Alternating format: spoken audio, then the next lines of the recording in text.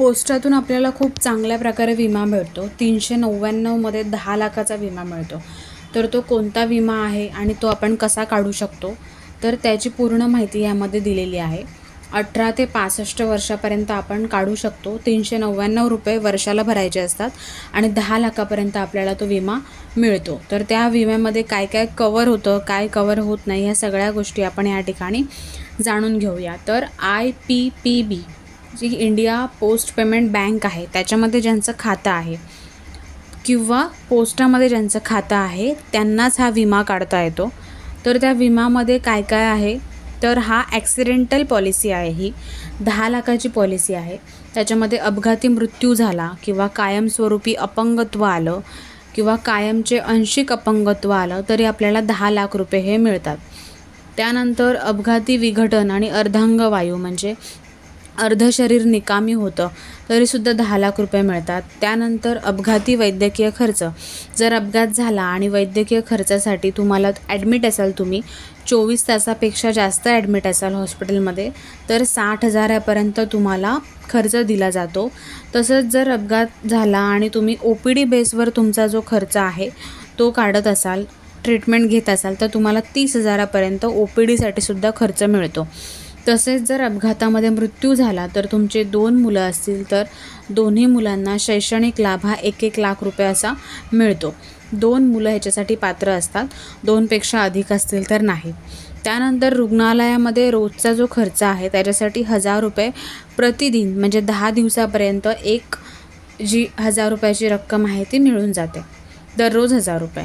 कौटुंबिक वाहतूक फायदे, जर हॉस्पिटल तुमच्या राहत्या पत्त्यापासून लांब असेल तर तुम्हाला 25,000पर्यंत वाहतुकीचा सुद्धा खर्च आहे तो तुमच्या कुटुंबाला दिला जातो. त्यानंतर ह्याची 399 फक्त प्रीमियम आहे, म्हणजे वर्षाला तुम्ही 399 भरायचे आहेत. 399मध्ये हा 10 लाखाचा विमा दिला जातो. तसंच 299चा सुद्धा विमा आहे. ज्यांना हा 399चा नको आहे ते 299चा काढतात. फक्त 299 आणि 399 ह्या दोघांमध्ये फरक काय आहे, सेम आहे सगळ्याला, अपघाती मृत्यू, कायमस्वरूपी अपंगत्व वगैरे. फक्त जे शैक्षणिक लाभ आहे जो मुलांना मिळतो तो ह्या 299च्या प्रीमियममध्ये नाही आहे, 399च्या प्रीमियममध्ये आहे. ह्या 2 गोष्टी फक्त वेगळ्या आहेत. तसेच आता आपण पूर्णपणे बघून घेऊया ह्या धोरणाचे, म्हणजे अपघाती मृत्यू नक्की काय आहे. तर यात अपघाताच्या तारखेपासून 365 दिवसाच्या आत अपघातामुळे होणारा मृत्यू समाविष्ट आहे. म्हणजे जर अपघात झाला आणि 1 वर्षाच्या आतमध्ये त्या व्यक्तीचा मृत्यू झाला तर तुम्हाला विम्याची 100% रक्कम ही दिली जाते. म्हणजेच तुम्हाला पूर्ण 10 लाख रुपये हे दिले जातात. तसंच सेम आहे अपघाती विघटन आणि अर्धांगवायू, म्हणजे जर तुमचं अपघातामध्ये शरीर कोणतं आहे ते निकामी झालं पूर्णपणे तर तुम्हाला हे 10 लाख रुपये मिळतात.